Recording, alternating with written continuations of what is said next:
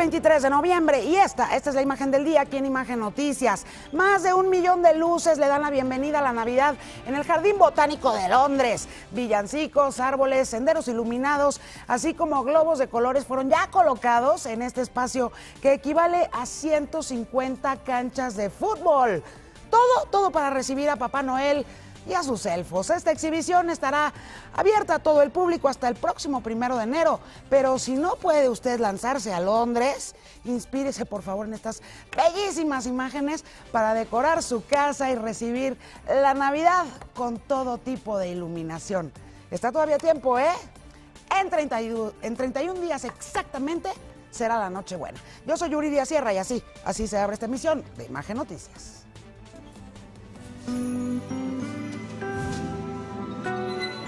They never let poor Rudolph join in any reindeer games.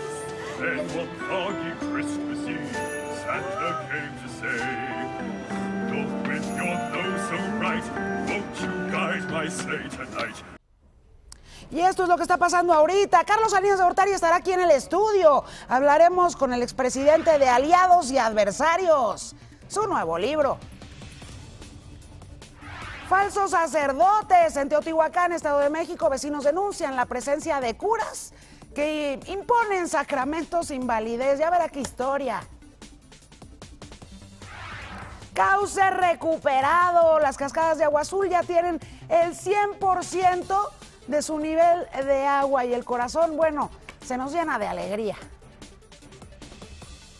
Y cheque esto, por favor, es la isla del sexo. Por $5,000 ofrecen mujeres, alcohol y excesos. O sea, ya no es la isla de la fantasía, es la isla de la puritita realidad. Mi queridísimo Irán Hurtado, en el mundo que nos tienes. Hola Yuri, ¿qué tal? ¿Cómo están? Excelente tarde. Hoy en la información internacional les voy a tener una actualización de lo que pasó con el submarino argentino que desapareció con 44 tripulantes. Desafortunadamente no son buenas noticias. Hoy se les acababa el oxígeno, ¿no? Exactamente. Ese es el tema. Rodrigo Pacheco, los dineros. Yuri, en los dineros, hace un rato platiqué con el gobernador del Banco de México, Agustín Carstens, y le pregunté qué película veremos en 2018, de terror, tragicómica. En un ratito te cuento qué me dijo. Ah, ya quiero que me cuentes, mi querido Pacheco. En tu cancha, Carrillo, los deportes. Hola Yuri, compañeros, un gusto saludarles. Bueno, hay mucha actividad correspondiente al fútbol americano profesional. Se está jugando ya el partido entre los Leones de Detroit y los Vikingos de Minnesota. Hoy es día de Thanksgiving, hay 3 partidos de la NFL. Ya les contaré de todos estos temas. ¡Y qué madrazo! Oscar Madrazo ahí en el showbiz. Bueno, ya sé que le voy a regalar a mi vecino en Navidad un pase para esa isla de las mujeres y los excesos. Va a estar feliz, Carrillo. Pero yo creo que su esposa no. Ah, bueno, pero luego le pide Saludos perdón. a la mujer de Carrillo. Les platico el show. Coscorrones a madrazo. Sí, mejor no digas nada, Pablo. El amarranavajas y unos amigos. Buenas tardes. Bueno. Les platico en show. Ok, a ver, show. Les platico en showbiz. Recordarán que, bueno, a Harvey Weinstein lo corrieron de su propia compañía. Y ahora, ¿qué creen? Mujeres quieren comprar sus acciones para que ahora la compañía sea de mujeres. Pues me parece muy bien, me parece muy bien. Ahorita nos ideal. dan los detalles. Con esto y más a lo largo de los próximos 60 minutos. Yuri Díaz Sierra, mi Twitter, ya sabe, las 2 con R. Yuri Díaz Sierra Oficial, mi página en Facebook. Y ya de paso mi Instagram, igualito, Yuri Díaz Sierra. Ya me escriben, yo acá los voy leyendo.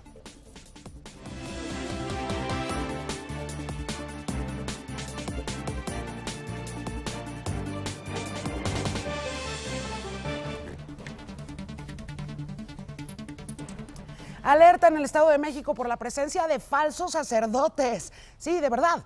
Y temen además que pueda ser una nueva forma para cometer delitos. Cheque, por favor. Doy gracias al Señor porque es bueno, porque es eterna su misericordia. Pues hay algunas personas que practican algunas celebraciones que han tomado ritos de la Iglesia Católica, ¿verdad? Pero que como tal no son ministros legítimos designados. Por medio de redes sociales y letreros se está alertando a feligreses de la Iglesia Católica sobre un falso obispo y sacerdotes que prestan el servicio a los municipios de la diócesis de San Juan Teotihuacán. porque ellos andan trabajando como supuestos sacerdotes, nos dan los sacramentos, pero sin ninguna validez y ni respaldo por parte de la iglesia. Inclusive se exhiben fotografías de estas personas y piden a los vecinos extremen sus precauciones. Piden son falsos y pues hay un riesgo más que nada. Por ejemplo, las misas que ofician en casas, pues a veces también se presta para que ellos vean cómo vive la gente y así de una manera poder después robar esa casa. Estos falsos sacerdotes aprovechan de la premura y desesperación por contar con un servicio. Son personas que juegan con la fe de los demás, porque a veces nosotros como católicos que nos acercamos a la iglesia somos un poquito impacientes con nuestros sacerdotes y no nos gusta esperar en cuestión de que queremos el servicio rápido. Ya queremos que casen a nuestra hija, que bauticen a nuestro niño, que nuestra hija haga la primera comunión. A veces somos impacientes en los tiempos que hay que observar. Y estas falsas personas o estos falsos sacerdotes se aprovechan de esa situación. La Iglesia Católica alertó que los sacramentos que prestan los falsos sacerdotes no tienen ninguna validez, por lo que exhortaron a la población a denunciarlos. Para Imagen, María de los Ángeles Velasco. ¿Qué tal? Ya ahora sí que literalmente ya no hay temor ni a Dios, ¿no? Desmiente la Fiscalía General del Estado de México haber identificado a los asaltantes de Adolfo Lagos, el director general de ICI y vicepresidente de Televisa. La dependencia señaló que desconoce la identidad de las dos personas señaladas, incluso con fotografías como los presuntos delincuentes de la carretera Tulancingo-Pirámides. Las investigaciones continúan.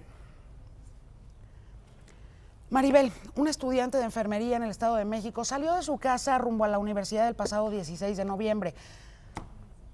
Su cuerpo fue encontrado apenas horas después.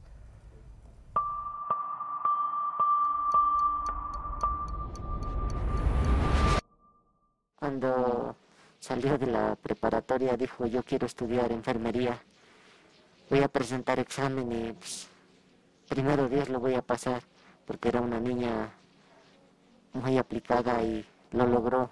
Lamentablemente le arrebataron su sueño. En una casa del poblado de San Martín, Coapaxtongo, en Tenancingo, Estado de México, quedó un lugar vacío en la mesa. Es el de Maribel, una joven de 18 años de edad que salió de su casa el pasado jueves 16 de noviembre para ir a la escuela en Toluca y regresó sin vida en un ataúd este lunes. Se fue muy normal, muy guapa, muy como siempre. A ella le gustaba ser muy vanidosa, se arreglaba mucho. Era muy atenta, salió muy contenta de su casa, iba muy bien, le echaba muchas ganas. E incluso un día antes, el día miércoles, ella se desveló hasta como a la 1 de la mañana estudiando. Ella se levantaba muy temprano a ayudarle a su mamá al quehacer cotidiano de la casa. Se iban al molino, llegaba, le apuraban a hacer tortillas para ella poder repartir. Después le apuraba para irse a la escuela. Consciente del sacrificio que hacían sus padres y ella para ir a estudiar, un día antes de desaparecer preparó un examen porque estaba por concluir su primer semestre.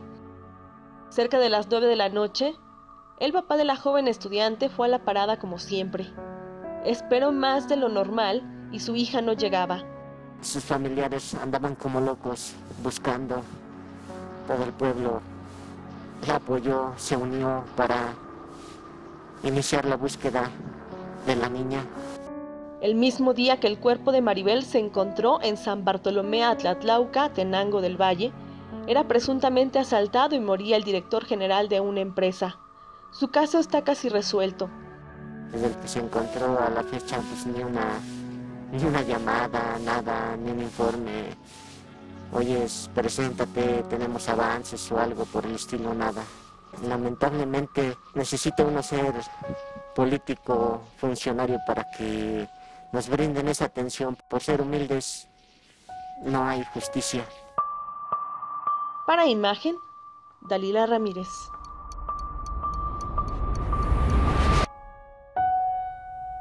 Y no sabe cómo me duele a mí todos los días darle noticia de por lo menos una mujer violada o asesinada en nuestro país.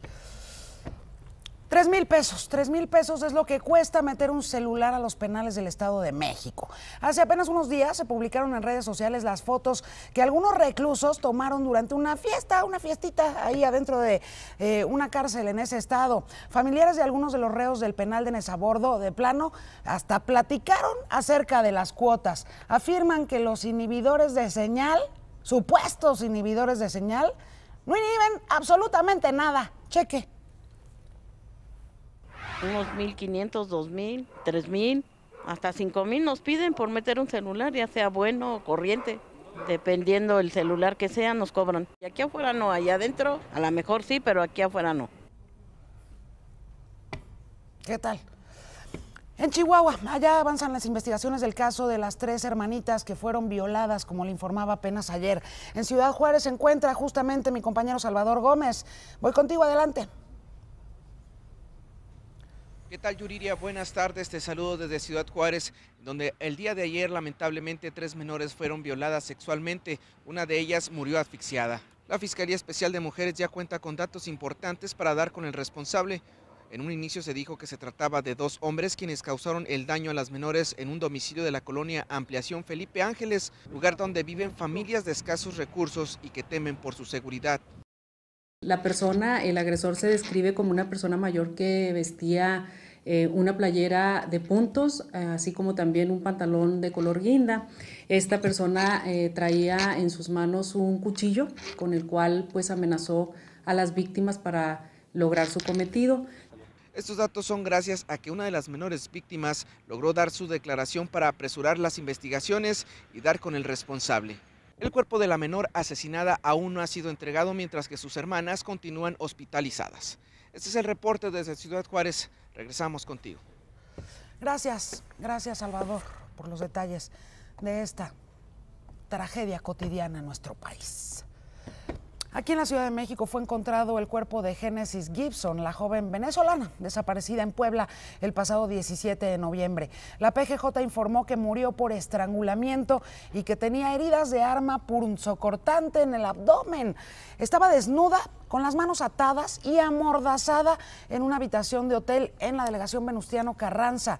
Empleados del lugar declararon que Génesis entró con un hombre que la abandonó ahí en la habitación. Su madre fue la que reportó que la joven viajó de Querétaro a Puebla para prestar sus servicios de acompañante el 16 de noviembre. Y en Nayarit, los 2 meses del gobierno de Antonio Echevarría, se han registrado 101 homicidios, esto de acuerdo a cifras del Secretariado Ejecutivo del Sistema Nacional de Seguridad Pública. Uno de los casos más recientes es el asesinato del estudiante de medicina Kevin Miguel Sierra López. Ocurrió el fin de semana cuando circulaba a bordo de un vehículo en compañía de una mujer, al parecer, su maestra. Desgraciadamente, este sábado decidió ir a compartir una noche con sus amigos y desgraciadamente tuvimos ese suceso, ya que ahorita pues Tepic es una cosa cochina. Tepic es un pueblo sin ley ya. Pues nos sentimos completamente devastados. Toda la familia nos sentimos devastados. Pues ya ve mi madre ya cuenta con 83 años y este golpe pues nos sentimos totalmente devastados y como todo el pueblo de Nayarit, desprotegidos. La Comisión Nacional de Derechos Humanos solicita reunirse con el secretario de Gobernación para exigir seguridad para los defensores de derechos humanos tras el asesinato del ombudsman de Baja California Sur, Silvestre de la Toba. El día de hoy, el presidente de la CNDH tendrá una reunión privada con representantes de derechos humanos de otros estados para definir todas sus peticiones, pues varios son los que han recibido ya amenazas de muerte. Y en otros temas, le cuento que el incremento al gas LP afecta de inmediato el poder adquisitivo. Sobrevivir este aumento es, vaya, todo un récord. Aquí la historia que nos cuenta Abraham Nava.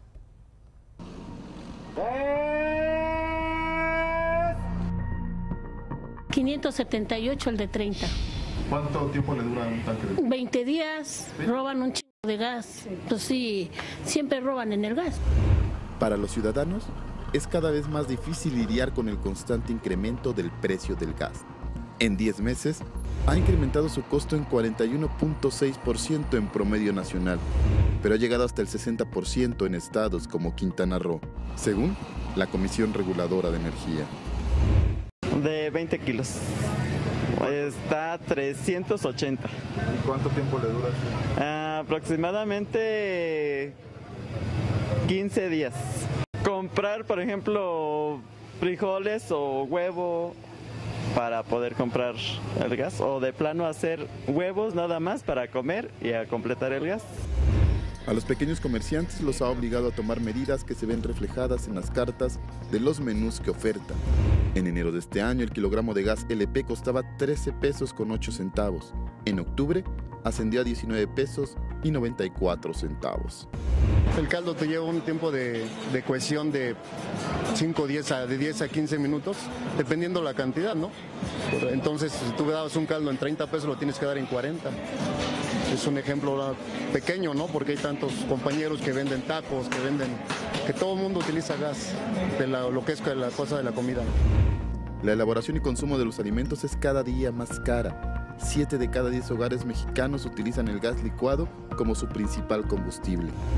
Ahí están los precios de Profeco que nos ha puesto y no nos dejan aumentar el precio de la tortilla por ningún motivo. La estrategia es seguir aguantando el precio porque el molinero nos quiere aumentar la masa, la luz también sube y el gas pues no se diga, ¿no? He tenido que aumentar la pancita, a mí ese alimento me llega completamente crudo, tarda 12 horas en cocerse, entonces imagina 12 horas con el gas, eso es algo que tuve que aumentar 5 pesos y ya 5 pesos pues a la clientela sí le pega. Los estados más afectados por el incremento son Quintana Roo, Tamaulipas, Coahuila y Baja California. Profeco recomienda, entre otras medidas, mantener cerrados los pilotos y recubrir con papel aluminio las charolas que rodean las hornillas para concentrar el calor. Con imágenes de Julio César Montes, para Imagen, Abraham Nava.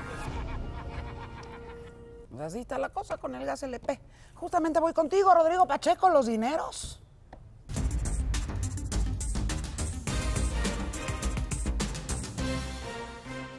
Y justo eso, Yuri, explica el aumento de la inflación que en la primera quincena de noviembre aumentó 0.92%, a tasa anual se ubicó en 6.59%. Hace un rato platiqué con Agustín Carstens, el gobernador del Banco de México, y me decía justo eso, que finalmente sí es una sorpresa la inflación en noviembre, que finalmente rebotó de octubre, en donde había estado más baja. Sin embargo, no es para preocuparse porque finalmente va en tendencia decreciente, pero bueno, pues ahí vemos la parte humana de este asunto. Por otro lado, le pregunté al gobernador del Banco Central, tan dado a las metáforas, ¿qué película veremos en 2018? ¿Cuál verá su sucesor al frente del Banco Central? Ya ves que ha hablado de cortos de terror, etcétera, y esta fue la respuesta que me dio.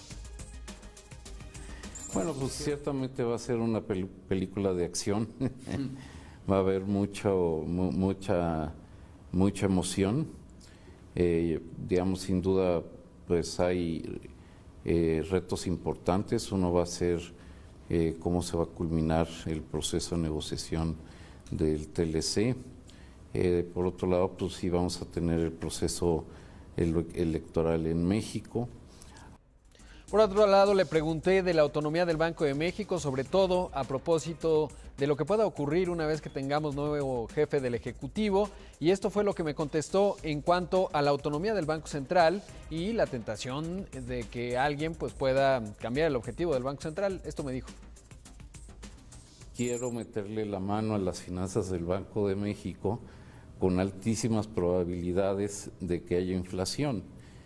Y yo creo que lo que más soporte le da al Banco de México es precisamente que la autonomía surge del rechazo social, de inflaciones altas y que pues sin duda le metían mucha incertidumbre a las empresas, a las familias, erosionaban el ahorro, erosionaban el poder adquisitivo del salario, de las pensiones. Pues sí, el populismo no sería muy popular si apuesta por la inflación, aunque sea de corto plazo. Por último, decir, Yuri, que el subsecretario de Hacienda de Ingresos, Miguel Mesmacher, dijo justamente que en caso de que Estados Unidos modifique su política fiscal, reduzca el impuesto corporativo y aumente el cargo impositivo a los dividendos, entonces México tendría que hacer ajustes a nuestro marco fiscal. Así que un pronunciamiento importante a propósito de lo que ocurre allá en Estados Unidos, querida Yuri. El 2018 va a ser una película de acción, dice Agustín Carstens. Qué buena declaración te dio mi querido Rodrigo Pacheco. Fíjate, de eso también le voy a preguntar en un ratito al expresidente de México, Carlos Salinas de Gortari. Gracias, Rodrigo. Yuri. En otros temas, el excontralor de Javier Duarte quiere ser titular de la Auditoría Superior de la Federación. Iván López Fernández se apuntó como aspirante para dirigir la auditoría. Aunque todavía no hay acusaciones en su contra, durante su gestión no denunció el desvío de recursos hecho por Javier Duarte y justamente la auditoría tiene como función fiscalizar el uso de todos los recursos públicos federales. Vamos a la pausa, pero antes, oiga, ¿planea mudarse? Pues hay un pueblo en Suiza que ofrece 1.200.000 pesos por irse a vivir ahí. Albinen, así se llama esta pequeñísima aldea en los Alpes que tiene apenas 250 habitantes. O sea, nadie vive ahí, 250 habitantes. Incluso cerró la escuelita porque solamente había 7 niños en toda la aldea. Para no desaparecer están ofreciendo 188,000 pesos por niño y 475,000 pesos por adulto. Aunque, claro, hay requisitos, ¿eh? Tiene que aprender alemán, tener por lo menos tener menos de 45 años. O sea que si usted ahorita vio esta noticia, la está escuchando y dice, ay, sería súper bueno para retirarme, olvídelo. Tiene que tener menos de 45 años, vivir al menos 10 años en el lugar, o sea, nada de que, ay, no me gustó, me regreso a México, ya me dio el jamaicón, para nada. Se tienen que quedar 10 años ahí y además tienen que comprar una casa de 3,400,000 pesos, de los cuales pues el millón que le van a dar lo tendría que usted invertir en su casita y todavía estaría debiendo 2. Pues ni nada mensos, ¿no? El negocio estaba redondito. Vamos a la pausa, pero al volver voy a platicar con el expresidente Carlos Salinas de Gortari de aliados y adversarios.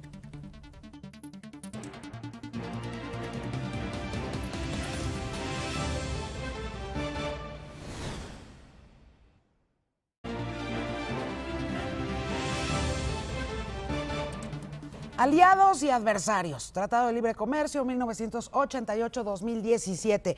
Es el libro que está presentando, bueno, el día de hoy, Carlos Salinas de Gortari, expresidente de México, que me acompaña aquí en el estudio. Y bueno, no es casualidad, no es casualidad. Bueno, en el caso de Carlos Salinas de Gortari nunca nada es casualidad, ¿no? 24 de noviembre se está cumpliendo pues la ratificación del Tratado de Libre Comercio de América del Norte, ese tema que nos ha ocupado a lo largo de todos estos meses. Bienvenido, expresidente. Muchas gracias y el gusto estar contigo aquí y la oportunidad de poder conversar con el auditorio. Efectivamente, el 23 de noviembre de 1993. Son 24 años los que se cumplen. 24 años. Hoy, 23 de noviembre, el Senado de la República en México ratificó el Tratado de Libre Comercio que durante 4 años, en una labor muy intensa, hecha por un gran equipo mexicano, se logró dar un paso que parecía imposible en su inicio, lograr que México, Estados Unidos y Canadá tuviéramos un arreglo comercial de beneficio mutuo.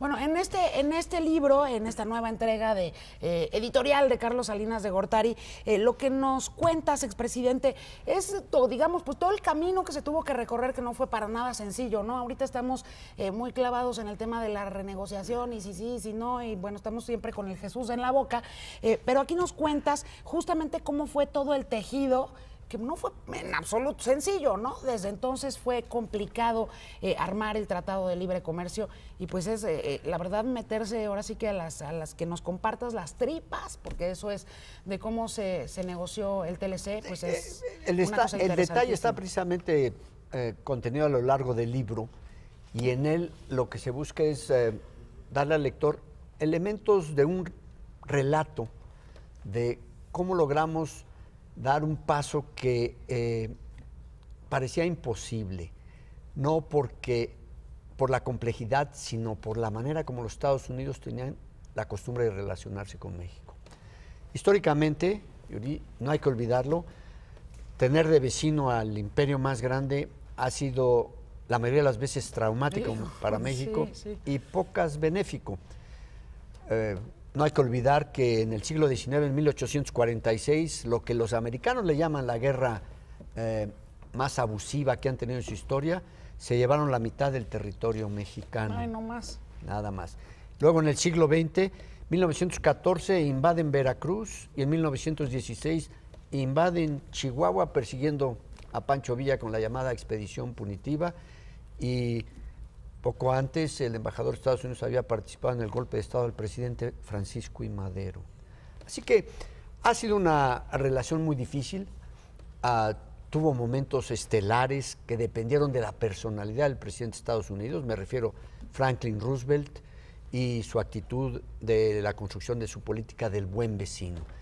Pero si de repente llegaba un personaje con una personalidad disruptiva, eso ponía en riesgo enormemente la relación. Y el tratado, además de ser un acuerdo sobre el libre movimiento de mercancías y servicios, tiene dos elementos que lo hacen muy importante.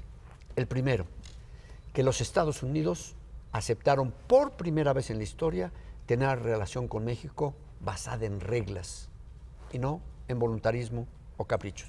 Y el segundo, en la parte económica, en la economía generalmente las finanzas abrían el camino, las seguía el comercio y al final venían los gobiernos acomodando sus políticas públicas para una realidad que siempre iba delante de ellos. Con el tratado se pueden hacer políticas públicas con un horizonte de mediano y largo plazo. En efecto, porque al firmar este tratado me da la impresión que México recorrió ese otro camino, no nada más el comercial, sino también que se puso una armadura necesaria para evitar el bullying permanente que siempre ha tenido Estados Unidos, siempre ha tenido tentación de aplicarle a México, ¿no? Porque en el momento en que nos convertimos en socios, ahí ya la cosa cambió, ¿no?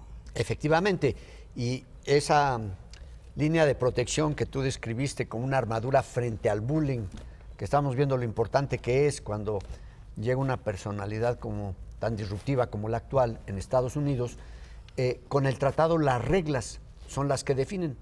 Pero esa línea de defensa no solo era hacia afuera, también hacia adentro, para poner límites institucionales a los excesos de populismos de izquierda o derecha. En efecto, porque las tentaciones en ambos países siempre han estado, ¿no? Mencionas al personaje, ¿no? Que está ahora del otro lado del río Bravo y que nos ha traído de bajada y ha complicado muchísimo las cosas en la relación bilateral. Ya se cerró la quinta ronda, la sexta ronda de renegociación de el que pues es el hijo de Carlos Salinas de Gortari. El Tratado de Libre Comercio se llevó hasta enero. ¿Cómo ves hoy las condiciones de renegociación del tratado, expresidente? Yo no conozco el detalle. Me da una gran confianza que el equipo negociador mexicano es de muy alta calidad, con gente muy experimentada en la negociación, como el secretario de Comercio Ildefonso Guajardo, y con la labor política que realiza el canciller. El problema es que sus contrapartes no están a la altura de ellos. Es una pena ver la baja calidad del equipo negociador estadounidense. No pasarían un examen elemental de economía. Esa insistencia de ellos de que fue un tratado que se les impuso de manera abusiva, como si nosotros fuéramos Superman, ¿no? Claro. Pues, no fue así. Hubo un diálogo intenso con un equipo muy profesional del lado norteamericano y también del lado canadiense, y extraordinario equipo mexicano encabezado por Jaime Serra y bajo la coordinación de Herminio Blanco. Un gran equipo mexicano, pero ahora la dificultad está en que todo el argumento de ellos es que el superávit que México tiene porque exporta más a Estados Unidos de lo que le importa de sus productos y servicios, deriva del tratado, cuando en realidad los Estados Unidos tienen un déficit comercial con China que es 10 veces superior al que tiene con México y no tienen tratado comercial con ese país. Entonces, es muy difícil negociar o dialogar con una contraparte que no entiende de razones y no sabe de aritmética económica. Sí, de 2 más 2, digamos, ¿no? Pues, todavía son 4. Pues sí, todavía, y seguramente siempre serán 4, ¿no? Sí, Pitágoras no mintió. Sí, Pitágoras no nos mintió, en efecto, siempre serán 4. Expresidente, yo me imagino, porque seguramente son muchas también las dudas y los dilemas que el equipo negociador de México enfrenta. Una de ellas, en efecto, ¿estaría México o debería estar México dispuesto a reducir ese déficit comercial que tiene Estados Unidos, aceptar algunas de las condiciones que pongan, o de plano México haría bien en salirse del tratado? Te repito, es pregunta porque creo que la respuesta que Salinas pueda dar no es muy conozco los detalles y la Sí. circunstancia específica. Y parafraseando un poquito a Tolstoy en Ana Karenina, cada negociación, o sea, todas las negociaciones tienen características similares, pero cada negociación tiene sus condiciones específicas. Y esta, la actual, la tiene. Yo creo que uno de los elementos más importantes de esta negociación es ser didácticos, porque no es posible que la contraparte estadounidense no entienda que el déficit comercial que tienen con México y con todos los países, bueno, lo tienen con China, que Claro, repito es 10 veces el tamaño de México, lo tienen con Alemania, lo tienen con Japón, obedece a que en los Estados Unidos no ahorran. ¿Qué quiere decir eso? Todo el ingreso nacional se lo consumen. Y entonces, ¿de dónde viene el ahorro? De fuera. ¿Cómo entra el ahorro de fuera para auxiliar a los Estados Unidos? Con un déficit comercial. Por eso te digo que es un problema de aritmética. Si no tienen ahorro, entonces tiene que venir de fuera. Y si viene de fuera, solo puede entrar por la vía de un déficit en la balanza comercial. Carlos Salinas de Gortari le enviaría un mensaje al presidente de Estados Unidos, a Donald Trump, a este respecto y en este marco, para que reflexione de aquí a enero. Es más, hasta en inglés lo voy a preguntar. Would former President Carlos Salinas send a message to President Donald Trump to think about until January about the treaty? Pues tal vez le mandaría el libro. No sé si ha leído alguno en su vida, pero creo que podría serle útil ver cómo fue posible que 2 presidentes de Estados Unidos, uno republicano, George Bush, papá, y otro demócrata, Bill Clinton, de los 2 partidos, cada uno supieron establecer una negociación con México a partir de respeto, a partir del apego a principios y con el ánimo de construir y no destruir. Yo encuentro al presidente Trump francamente destructivo, además de un comportamiento que no corresponde a lo que debe hacer un jefe de Estado. Y además a los propios norteamericanos les puede resultar muy doloroso, económicamente doloroso que se rompa el tratado. Son muchos millones de empleos también que dependen de la existencia del mismo, ¿no? Efectivamente, son 6 millones de empleos directos solo en Estados Unidos que dependen del tratado. Y sorprendentemente, claro, de regiones que tienen una dinámica económica en Estados Unidos muy importante. California, casi 1 millón de empleos. Texas, más de medio millón. Pero la base electoral de Trump está en lugares donde la transformación económica de Estados Unidos los ha afectado mucho, lo que llaman los estados del Rust Belt. Es decir, donde había la industria manufacturera, pero mucho antes de que el Tratado de Libre Comercio existiera, desde los años 60 del siglo pasado, esa manufactura empezó a disminuir, se cerraron las acererías, se cerraron las minas, se cerraron una cantidad enorme de actividades manufactureras. ¿Por qué? Uno, por las malas políticas neoliberales que pusieron en ese país. Y 2, porque se convirtió en una economía de servicios. Pero los dirigentes políticos en Estados Unidos no han actuado con responsabilidad. No le han explicado a esos trabajadores que perdieron su empleo que no fue por el tratado, como pretenden hacerlo ahora, sino fue por malas políticas de entonces y porque se están convirtiendo en una economía de servicios. Es lo que le pasó al Reino Unido con la decisión del Brexit. Quienes votaron en contra de permanecer en Europa fueron aquellos trabajadores ya de edad y otros círculos sociales en Inglaterra, sobre todo, la parte centro-norte, que perdieron sus empleos por la desindustrialización del Reino Unido, que es la cuna de la revolución industrial. Pero no ha habido una actitud responsable de sus políticos de decirles lo que sucede es que hay una transformación estructural en nuestro país y también malas políticas. Tanto les hablaron a los ingleses de que Europa era un problema todo el tiempo, hasta que los convencieron y se salieron y ahora tuvieron el Brexit. Eso en Estados Unidos y en México, porque también los debates, ¿no? Esos sobreviven. Y por supuesto, hoy muchos que hace 24 años eran opositores al TLC, hoy son, afortunadamente, se convirtieron en sus defensores porque han visto los beneficios que sí ha traído para nuestro país. Pero no falta quien dice, bueno, pero a ver, no ha traído los beneficios que prometió, ¿no? Y hay todavía como muchas interrogantes al respecto. Yo creo que lo que hay después de 24 años que está en ejercicio el tratado es la generación de muchos estereotipos. Como decía el presidente Kennedy, el peor enemigo de la verdad no es la mentira, es esa fabricación, lo que hoy le llaman los hechos alternativos, las verdades que no lo son. O política ficción en su momento, ¿no? También la hay. En este caso también hay economía ficción. Y en el caso del tratado dicen, caray, 24 años y no crecemos más de 2% al año. Bueno, Jaime Serra, que fue el gran responsable de la negociación del tratado, hace poco en una reunión de The Economist dijo, pues no hemos crecido más porque después de las reformas que se hicieron en nuestra administración, no se continuaron los procesos de reforma hasta recientemente que le hubieran permitido a México que con este instrumento pudiéramos crecer al 6, 7, 8%. Y luego se dice, ¿por qué hay tanta migración en México? Fue culpa del Tratado de Libre Comercio. Y no, claro que hay la migración, pero esta empezó no con la entrada del tratado, sino a la raíz de la crisis económica de 1995 y 96, y el Fondo Monetario Internacional ha documentado que a partir de 97 salieron de México 5 millones de compatriotas hacia el norte por la crisis que vivía el país. Eso quiere decir que el tratado en realidad ayudó a paliar y evitar los efectos tan dramáticos de la crisis de 95 y además crear condiciones para poder seguir creciendo.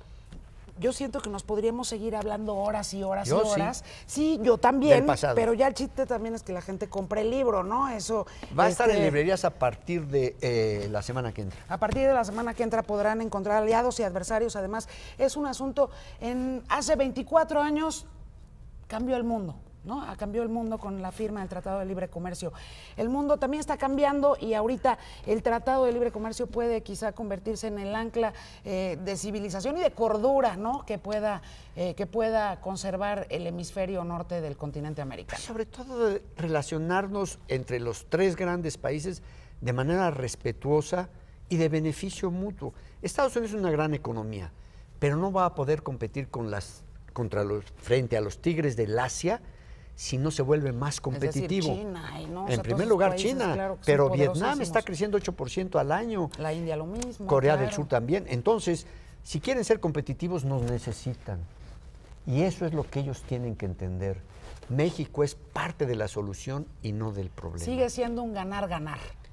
Absolutamente. Y bueno, la verdad es que yo no puedo tener enfrente de mí a Carlos Salinas de Gortari en este momento, en esta semana de noviembre, sin preguntar lo que hay que preguntar. Es ya la semana número 40, como la semana del parto, casi. ¿Es eso? No sé, yo nunca he tenido un hijo, ¿no? Pero dicen, me cuentan mis amigas que sí han tenido hijos, que ya es así dolorosísimo. Y lo estamos viendo todos los días en los periódicos, lo vemos y está ya muy caliente el ambiente.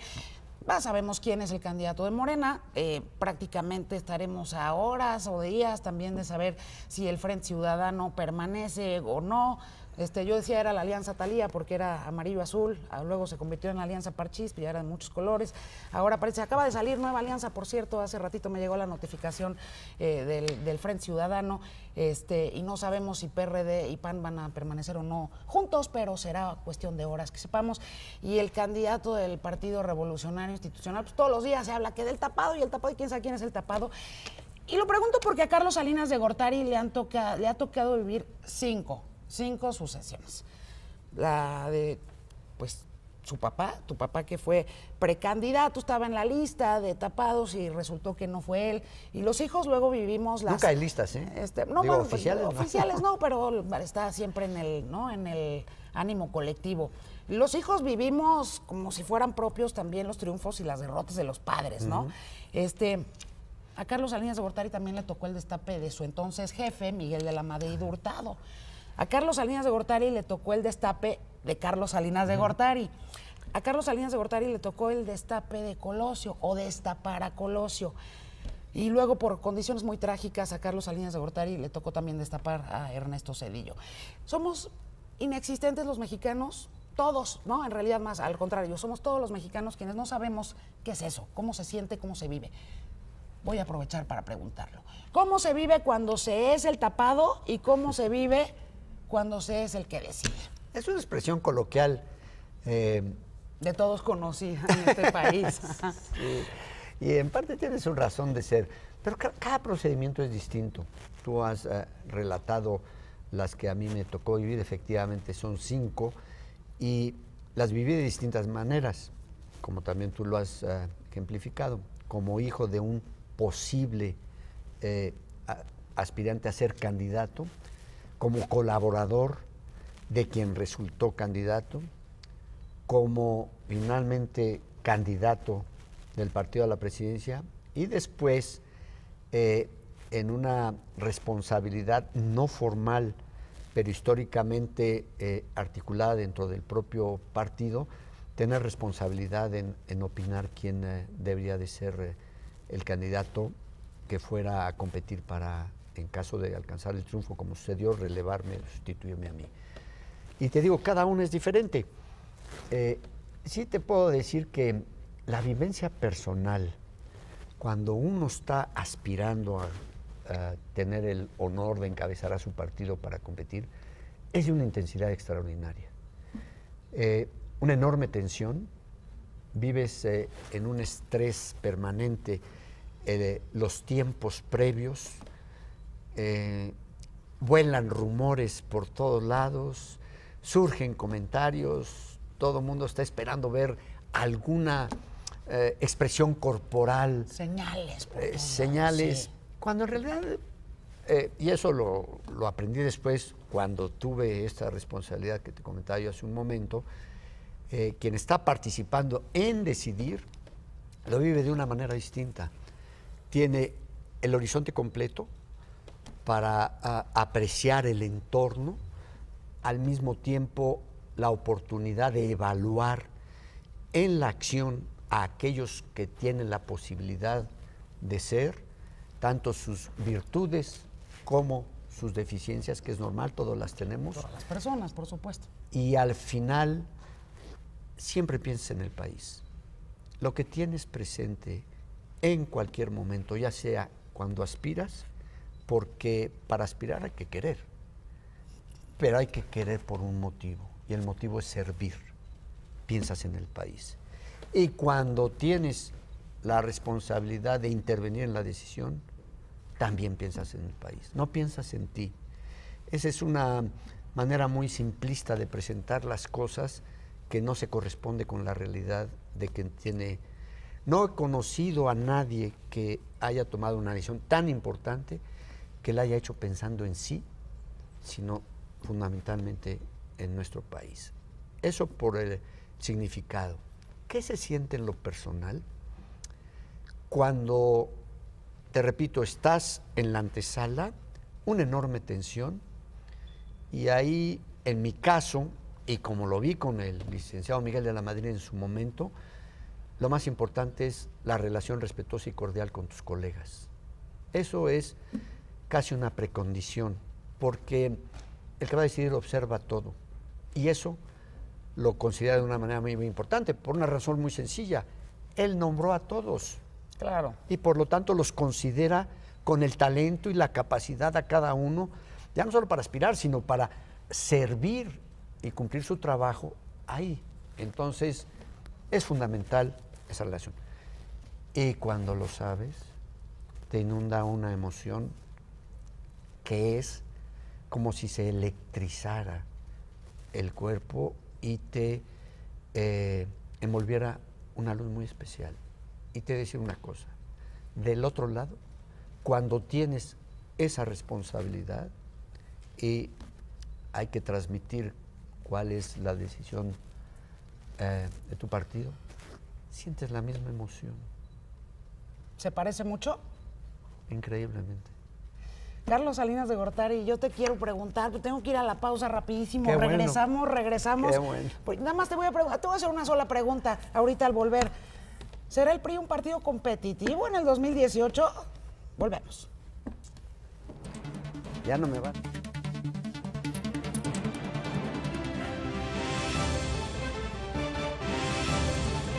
Bueno, decíamos que nos podríamos quedar platicando horas, fuimos a la pausa, pero yo tengo ya nada más una pregunta para Carlos Salinas de Gortari.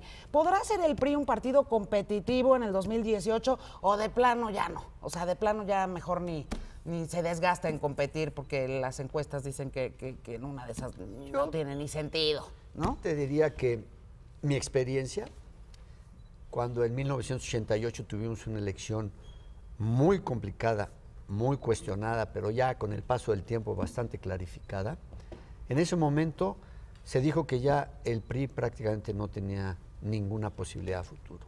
3 años después, con un sistema electoral mucho más depurado, credencial de elector, padrones revisados, fenómenos amplios de competencia electoral muy activa, el PRI se levantó con 63% de la votación y mayoría absoluta para reformas constitucionales en la Cámara de Diputados. Es decir, en estas circunstancias de la competencia electoral es poco conveniente hacer predicciones. Se pueden hacer encuestas que son una fotografía del momento y en consecuencia dar una opinión, pero lo que yo viví entonces me confirmó que nunca hay que subestimar a nadie y nunca hay que subestimar tampoco en la política a un partido que tiene como su misión principal articular la demanda social con la representatividad electoral para la competencia por el voto. Pues bueno, ahí está. Aliados y adversarios, que el título de suyo es muy provocador, ¿no? Y tiene más de una pista de interpretación. Estará a la venta en 2 semanas, ¿nos dice? Aproximadamente. A fines de la semana que entra. Ya lo podrán Pero déjame encontrar. decirte una cosa nada más a propósito de la fecha en que lo presento hoy, porque son 24 años de que el Senado mexicano ratificó el TLC. Fue el 23 de noviembre. 5 días después, el Partido Revolucionario Institucional postuló a Luis Donaldo Colosio a la presidencia de la República. Ese destape que le tocó, el primero de los 2 que le tocó a Carlos Salinas de Gortari como presidente de la República. Pues que un placer poder platicar sobre, además, este tema que es tan relevante para México. 5 días después, a ver, échale la cuenta, ¿cuánto tiempo? ¿Qué día sería? Ahí está, vamos a sacar la cuenta. Muchas gracias, expresidente, y creo que además ahorita, ¿no? En muchos momentos tanta gente dijo, ay, estamos vendiendo a la patria, y hoy son las mismas personas que están diciendo es importantísimo cuidar al Tratado de Libre Comercio porque ha generado tantos millones de empleos para nuestra gente, que bueno, es un tema que no debemos de pasar de largo y sí tenemos todos los mexicanos que apoyarlo hoy en día, porque son todos los mexicanos los que se están beneficiando. Muchas gracias. 5 días, ¿ya sacaste la cuenta o no? Vamos a la pausa, ahorita la sacamos, regresamos.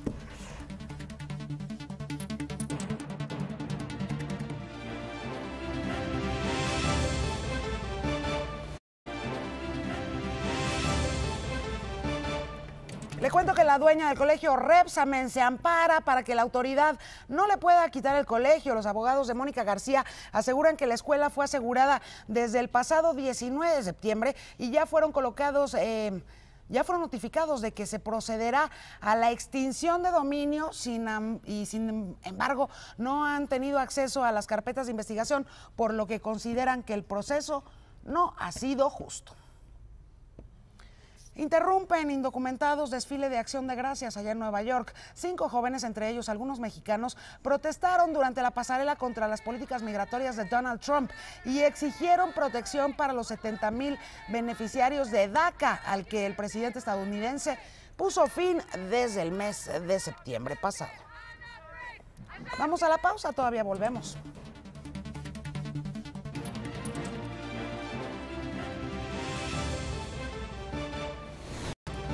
La última y nos vamos. Reabren el Hospital Comunitario en Gómez Farías, allá en Chihuahua, tras 2 semanas de permanecer cerrado por el secuestro de su director. Personal de salud solicitó al gobierno de cámaras de seguridad y una alarma para huir cuando lleguen los cuerpos armados. Ya nos vamos, yo soy Yuridia Sierra y así se cierra esta emisión de Imagen Noticias. Recuerde que yo lo espero a las 9 en Imagen Radio. Mientras tanto, que tenga usted muy buen provecho.